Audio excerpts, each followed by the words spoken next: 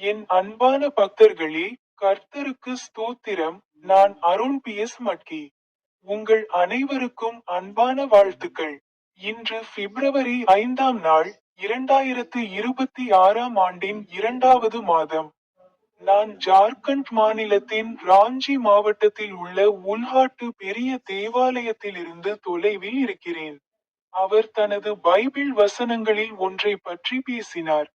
நீதிமொழிகள் 2ஆம் அதிகாரம் வசனம் எண் 9இல் அவர் கூறினார், அப்போது நீங்கள் நீதி மற்றும் நேர்மையை புரிந்து கொள்வீர்கள், அதாவது ஒவ்வொரு நல்ல வழியும். உங்கள் அனைவருக்கும் அன்பான வாழ்த்துக்கள். எனது யூடியூப் சேனலில் உள்ள பொத்தானை கிளிக் செய்ய மறக்காதீர்கள்.